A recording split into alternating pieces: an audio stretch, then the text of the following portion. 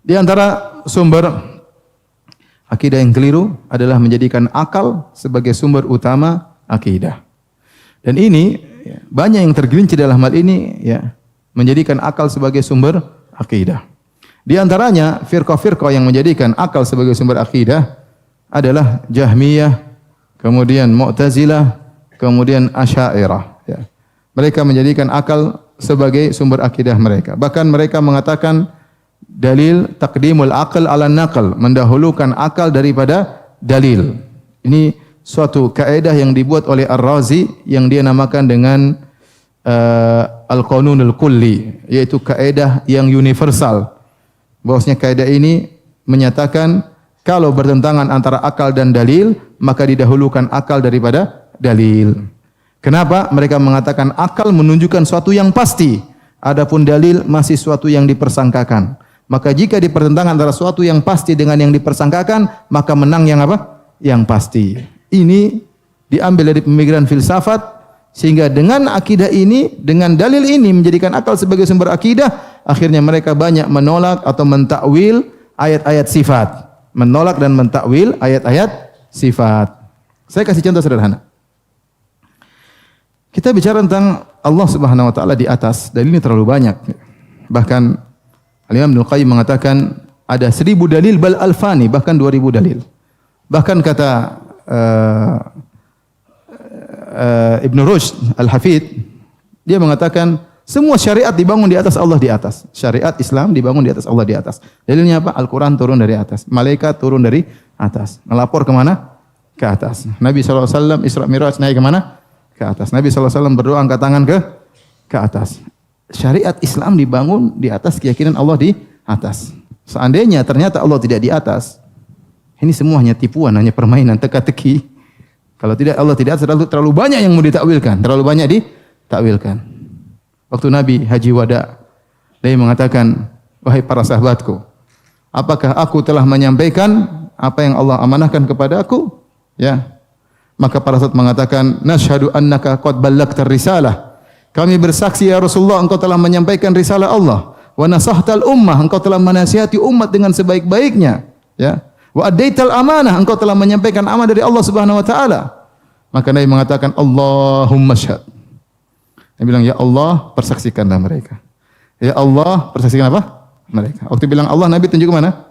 Ke atas. Ya. Kalau ternyata Allah tidak di atas, Nabi bercanda itu. Bercanda, ternyata Allah tidak di atas.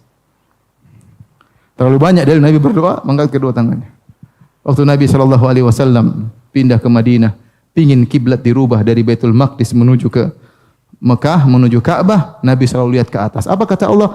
Qad nara taqalluba wajhika fis sama. Kami melihat wajahmu bola-balik, lihat ke mana? Ke langit. Kenapa? Minta kepada Allah Subhanahu wa taala. Berdoa terlalu banyaklah kalau kita bicara dalil, dan setiap orang di dunia Islam semua meyakini Allah di atas, meskipun lisan mereka terkadang mengingkari. Oleh karenanya mereka kalau berdoa pasti begini, gitu. Pasti begini, pasti ke atas. Kalau mereka menghadapi masalah, mereka pasti berkata, kita serahkan kepada yang di atas. Kalau sudah terjadi takdir, mereka mengatakan, kalau yang di atas sudah menggariskan. Tidak ada pernah seorang pun mengatakan, kita serahkan kepada yang di mana-mana. Enggak ada. Aduh, masalah berat sekali. Sudah kita serahkan kepada yang tidak di atas dan tidak di bawah. Enggak ada yang pernah ngomong begitu. Kalau ada yang ngomong gitu pasti, tunggu, Anda otak beres ngomong begitu. Ya. Coba ada yang bilang, sudah ini masalahnya berat. Kita serahkan kepada yang tidak di atas dan tidak di bawah. Kita serahkan kepada yang tidak di mana-mana. Kira-kira orang yang dengar, sebentar Mas. Ini perlu diperiksa, siapa tahu kena virus corona ya. Gimana? Kita serahkan kepada yang tidak di atas dan tidak di bawah. Kita serahkan kepada yang tidak di mana-mana. Enggak logis. Maksud saya fitrah manusia meyakini hal tersebut. Dan dalil terlalu banyak. Ente bicara dalil Al-Quran Sunnah terlalu banyak. Kata Imam Ibnu Qayyim 2000 dalil. Isra Miraj naik, Nabi naik ke atas ngapain? Ya, ketemu Allah Subhanahu wa taala. Ente bicara dalil akal terlalu banyak dalilnya. Allah Subhanahu wa taala Maha tinggi. Ya. Tahib, dalil terlalu banyak, kemudian datang seorang menggunakan akal untuk menolak Allah di atas arsy, Allah atau di atas. Contoh, mereka mengandalkan. Kata mereka, Allah dahulukan sendiri. Allah kana Allah wala syai' ma'ahu. Dulu Allah sendirian dan tidak ada bersama dengan Allah. Ini hadis sahih. Kemudian mereka tambahin. wa huwal an ala ma kana ali, dan dia sekarang sama seperti dulu. Ini hadis batil. Tidak ada hadis seperti ini. Palsu. Tidak ada hadis seperti ini. Ini diingatkan oleh Ibnu Taimiyah dan dinukil oleh Ibnu Hajar dalam Fathul Bari. Bahwasanya tambahan ini tidak benar. Yang ada coba kana Allah wala syai' ma'ahu. Allah dulu sendirian, tidak ada yang bersama dia. Benar, Allah dulu sendirian, kemudian Allah menciptakan makhluk. Tidak ada makhluk bersama Allah Subhanahu wa taala. Jadi mereka mengatakan Allah dulu tidak punya tempat dan sekarang Allah sama seperti dahulu, tidak butuh tempat. Kita bilang, yang bilang Allah butuh tempat siapa? Allah di atas dan Allah tidak butuh tempat. Kenapa? Karena Allahu Akbar, Allah Maha Besar. Langit alam semesta kecil. Bagaimana langit alam semesta mau menaungi Allah? Jangan antum sangka bahwasanya arsy menaungi Allah, langit menaungi Allah. Allah yang jaga langit. Allah mengatakan innallaha yumsiku samawati wal arda alla tazula. Allah yang menjaga langit, menahan langit dan bumi. Wala yaudu hifdzuhuma, tidak susah bagi Allah untuk menjaga langit dan bumi. Allah mengatakan tentang hari kiamat, wa ma qadarullah haqqa qadrih wal ardu jami'an qabdatuhu yaumal qiyamah.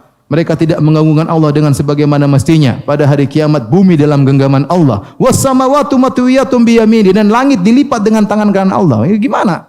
Barang kecil di sisi Allah Subhanahu wa taala. Kemudian kalau Allah di atas berarti langit menaungi Allah kecil gini. Ini pemikiran dari mana? Mereka meyakini kalau Allah di atas melazimkan Allah dinaungi. Allah butuh tempat. Itu otak mereka. Itu otak mereka. Sehingga Ar-Razi dalam kitabnya Aslul Taqdis mengatakan, seandainya Allah di atas arsy, berarti Allah butuh kepada arsy. Berarti arsy lebih besar daripada Allah. Seandainya arsy jatuh, Allah ikut jatuh.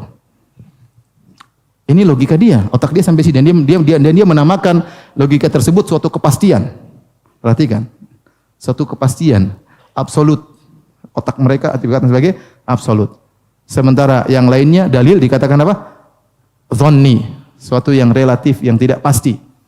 Ya, bantahannya sangat mudah. Ya, kita bilang logika Anda ini tidak mesti benar. Buktinya ada yang di atas lebih besar daripada yang di bawah, dan ada yang di atas tidak butuh kepada yang di bawah. Contohnya langit dan bumi. Langit dan bumi mana lebih di atas? Langit. Apa langit butuh kepada bumi? Tidak. Apakah bumi menaungi langit? Tidak. Justru langit menaungi banyak hal, menaungi bumi, menaungi matahari, menaungi bintang-bintang. Ini menunjukkan tidak selalu yang di atas lebih kecil daripada yang di bawah, dan tidak selalu yang di atas membutuhkan kepada yang di bawah. Dan kita bilang Allah Maha Besar, Allah tidak butuh dengan tempat. Semua alam semesta ini di bawah genggaman Allah Subhanahu wa taala. Maka jangan kita bilang kalau Allah di atas berarti Allah dinaungi oleh tempat. Ini contoh akal akhirnya mereka gunakan, dan mereka menolak seluruh apa? Dalil, dan mereka mentakwil. Kita bilang susah kalau kita jadikan akal sebagai sumber akidah, akhirnya menolak berbagai macam dalil. Dan contoh-contoh lain masih banyak. Ini sekedar contoh sederhana. Ya, kita katakan yang benar sumber akidah adalah Al-Quran dan Sunnah. Ya, dan dalil yang benar tidak akan bertentangan dengan akal sehat. Dan Ibnu Taimiyah menulis buku yang tebal, Dar'u Ta'arudil Aql wa Naql, menghilangkan pertentangan antara akal dan dalil. Ibnu Taimiyah yang menjelaskan kalau dalilnya sahih tidak mungkin bertentangan dengan apa? Akal. Kalau dianggap bertentangan dengan akal berarti akalnya yang bermasalah. Contoh tadi kita bicara tentang Allah di atas, akal kita menerima, enggak ada masalah. Akal dia tidak menerima. Loh, jangan dalilnya dipermasalahkan, akal dia yang dipermasalahkan. Faham? Gimana Anda menganggap akal Anda absolut, kemudian Anda ingin menghukum semua dalil suruh tunduk kepada akal Anda? Bahaya seperti ini. Ya. Oleh karena para hadirin hadirat Allah Subhanahu wa taala, kita kembali lagi kita ngalah. Kalaulah kita menerima akal sebagai dalil sumber akidah, lantas akal siapa yang mau jadikan kita jadi patokan? Akal Anda atau akal saya? Paham? Terlalu banyak akal di zaman ini. Ya. IQ-nya bermacam-macam. Ada IQ tinggi, ada IQ jongkok. Ya. Iya, bermacam-macam. Ada IQ apa? Keraton Sejagat, ada IQ Sunda Empire. Mau IQ yang mana? Akal yang mana? Ya, akal banyak sekali. Kalau kita menjadikan akal sebagai sumber akidah, mau akal siapa yang menjadikan dalil? Berkata sungguh indah perkataan Imam Malik, ya laita syi'ri bi ayyi aqlin yuzanul kitabu wa sunnah. Sungguh aduhai dengan akal siapa mau dijadikan barometer untuk menimbang Al-Quran dan Sunnah? Akal siapa mau dijadikan barometer? Oh ini Al-Quran kita terima karena sesuai akal, oh ini kita tolak tidak sesuai dengan akal. Seandainya akal cuma satu, mungkin bolehlah kita jadikan sumber akidah. Ternyata akal bermacam-macam. Oleh karenanya, 3 kelompok Jahmiyah, Mu'tazilah, Asy'ariyah yang sepakat menjadikan akal sebagai sumber akidah, mereka pun berselisih. Mereka pun berselisih, akidah mereka berbeda-beda. Kenapa? Karena akidahnya akalnya Jahmiyah tidak sama dengan akalnya Mu'tazilah, akal Mu'tazilah tidak sama dengan akalnya apa? Asy'ariyah. Maka tidak bisa dan tidak mungkin dan tidak logis dan tidak masuk akal menjadikan akal sebagai sumber akidah sementara akal bertingkat-tingkat dan berbeda-beda. Paham? Kalau kita bilang kalau bolehlah kita menjadikan akal sumber akidah, saya lebih memilih akalnya para sahabat. Selesai. Kalau boleh akal dijadikan sumber akidah, maka saya memilih akal sahabat dijadikan sebagai apa? Sumber akidah. Baik.